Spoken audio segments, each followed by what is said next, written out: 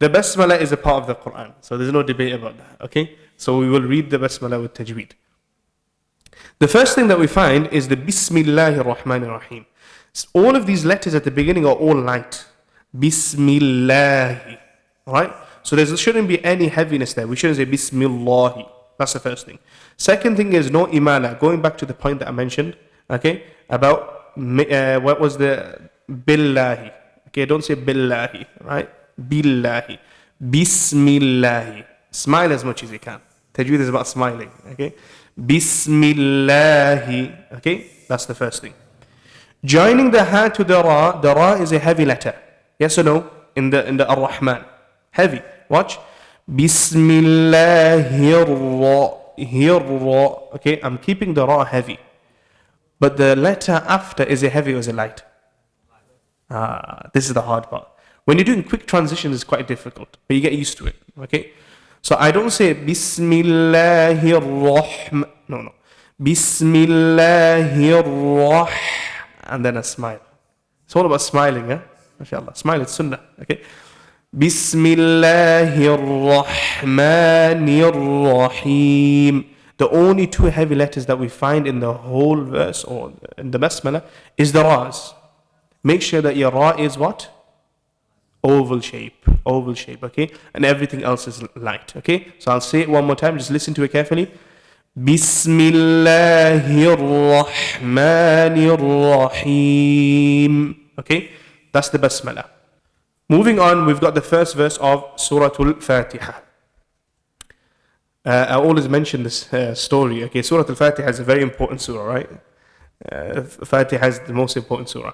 There's a Shaykh in Medina. The students used to always read to this Shaykh, and the Shaykh is very strict.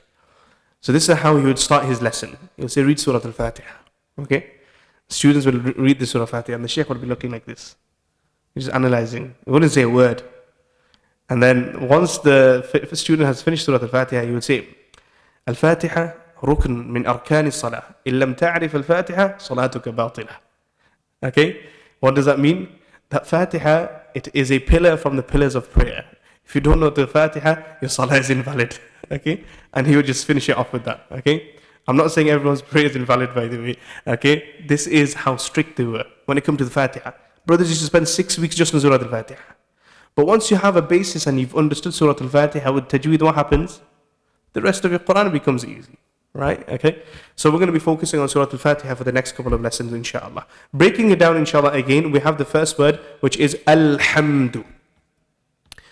2 common mistakes or 3 common mistakes here. The first is the lam. Sometimes people, when they're reading Surah Al-Fatihah, it's as if they're going to miss the train or something. Then they go really fast. And they go, Alhamdu. What's the mistake? Did anyone see it? Good, mashallah. You're picking it up. Alright. They let go of the tongue too fast and they make the lam into a bouncing letter. Alhamdulillah. No. You have to give it its due right. Alhamdu. Don't hold it for too long because then it'll become a shadda. Okay? Alham. Okay? The next is the meme. Okay? The meme is a letter here with a sakin. Okay? And there's no gunna after it. So don't hold it for too long. Alhamdulillah. No. Then you're going to make it into a gunna. Let go over it. The last thing here in this word is the dal. Heavy or light? Light, okay. So how would we say that with the fatha?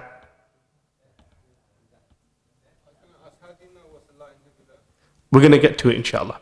So, inshallah, all of these things that I'm mentioning, we're going to get to it in detail, bi'idhnillahi ta'ala. Everything we're going to cover, inshallah, slowly. Here, we're just going to be talking about it as we're going on the verses, and then we'll get into all the details when it comes to it, inshallah. So, dal is a light letter, and the easiest way to differentiate, brother, between a heavy and a light letter is if you're smiling, that means it's light. Easy, simple as that. If you're making your mouth into a round shape, then that's heavy. Khalas, done. Let's test it. Are you guys ready? Kha. Heavy or light? Sad. Heavy or light? Heavy. Dal. Khalas. See, you picked it up. Right? Okay. It's as simple as that. Okay. طيب.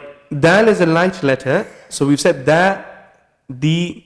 What happens when it comes to the dhamma? Do we say du? That's the mistake that people make. Because they're changing it. You don't say du. Because then you're going to go closer towards heaviness. We have to keep our mouth back. Watch. Alhamdu. Alhamdu. I'm smiling as much as I can. Okay? طيب. Lillahi, not lillahi, lillahi. Again with the kasra. Rabbil, here is another mistake that people make. What do you think the mistake is between the Rabbil Alameen? Good. Okay, there's something else here. Watch, I'll try it. I'm going to say it the common way people may read it. Rabbil Alameen. Okay, anything else? Rabbil Alameen. He's picked it up, mashallah. Okay, is the bouncing. When you're reading fast, sometimes you let go of certain rules without even realizing. Right? Rabbil Alameen. You're doing the bouncer sound of the lam. But is lam a bouncing letter? No. Again, we're going to learn this inshallah in detail. So you have to hold it. Rabbil Alameen. And finishing off. The last thing I'm going to mention inshallah before I open it for the brothers is the noon at the end. It's a very common mistake when we're reciting verses and there's a noon at the end. We tend to ignore it because we're reading so fast. Alhamdulillahi Rabbil Alameen. You're not even hearing the noon. How do we give the noon its due right? Is the noon is a light letter. So when we're finishing the verse, make sure you smile at the end. Alhamdulillahi Rabbil Alameen. There you've given the noon its due right. Do you understand? Yeah.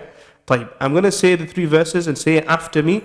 Okay. And then I'll open it up to brothers, whoever wants to recite. Okay. So recite after me. أعوذ بالله من الشيطان الرجيم.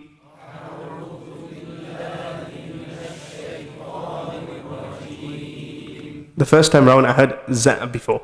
Now I didn't hear it. Okay, mashallah. So you're picking it up. Next. Bismillahir Rahmanir Rahim.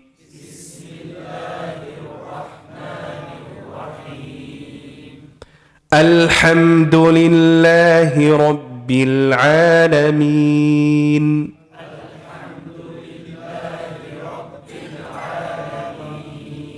Good, fantastic. Okay, when you're learning these things, remember, don't feel demotivated. Ya Allah, I don't know my Qur'an. No, this is a learning stage. We're in, a learning environment. So we're learning, okay? When you have learned it and you have mastered it, then your duty will be what? To teach it to your family members. خَيْرُكُمْ مَنْ تَعَلَّمَ الْقُرْآنَ وَعَلَّمَهُ. The hadith doesn't just say that the best of people are those that learn the Qur'an. What's the next part of the hadith? To teach it. Okay? So at least teach it to your family members. You might hear these common mistakes within your family, right? Family members might be making these mistakes. Correct these mistakes with wisdom though. Don't be harsh. Your Qur'an's rubbish. No, don't do that. Okay? Take it easy, inshallah. Okay? With that being said, inshallah, that is it for today's lesson. And we ask Allah subhanahu wa ta'ala to accept it from us all, as we ask Allah subhanahu wa ta'ala to forgive us for our shortcomings. Jazakumullahu khairan. Subhanakallahumma wa bihamdika ashhadu an la ilaha illa anta astaghfiruka wa atubu ilayk. Barakallahu fikum.